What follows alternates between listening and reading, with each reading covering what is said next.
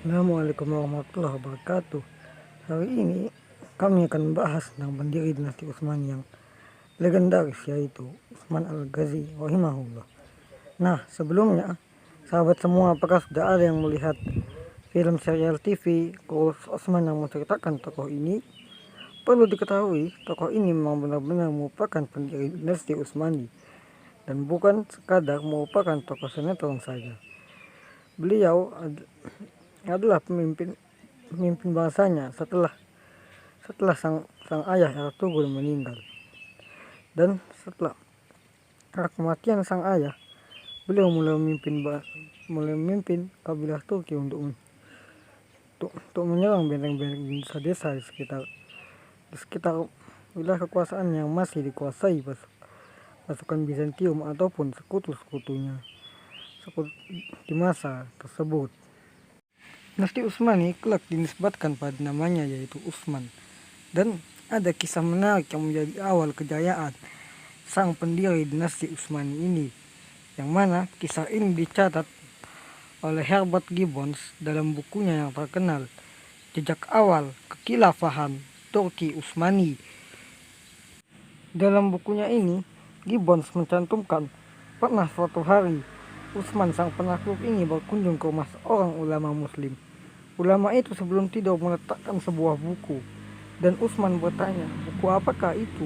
Dijawab oleh ulama bahwa buku tersebut adalah Al-Quran. Setelah itu Utsman mengambil Al-Quran tersebut dan membacanya sepanjang malam.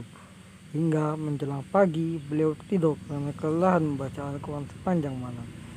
Dan akhirnya sosok malaikat datang dan menyatakan pada beliau bahwasannya beliau dan anak-anak keturunan beliau akan menjadi orang-orang yang dihormati lintas generasi, dan inilah awal kejayaan dinasti Utsmani.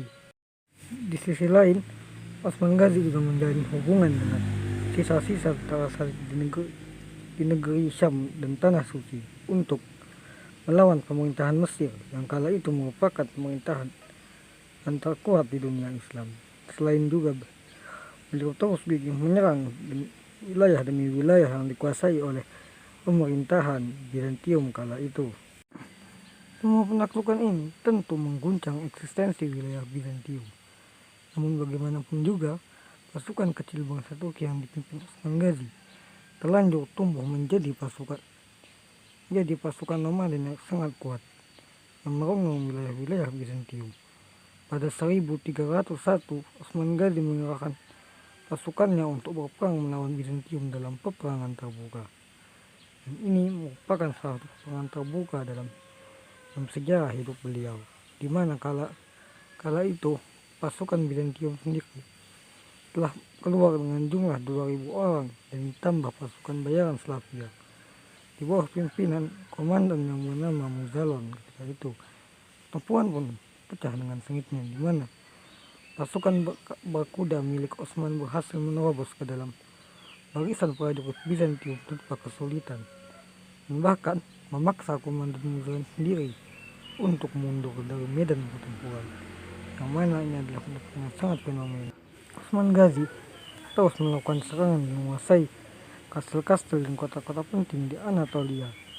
Tepatnya di antaranya adalah Kastil Anegol dan Kastil Sugut dan beberapa kastil lainnya. Semua itu berhasil dikuasai dalam keadaan yang terlihat terhimpit dua kekuatan besar, Bizantium di barat dan Kekaisaran penjajah yang mengancam dari jantung dinasti Seljuk yang membusuk.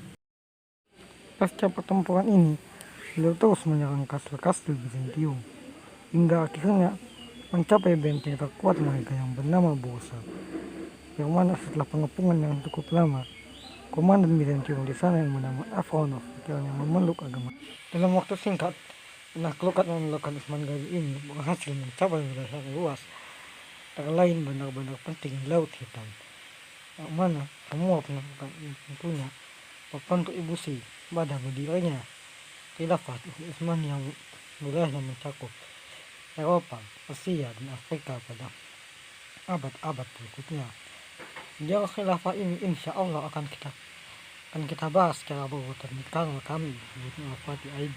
Maka jangan kemana-mana, dan Assalamualaikum warahmatullahi wabarakatuh. Sampai jumpa di episode kami yang selanjutnya.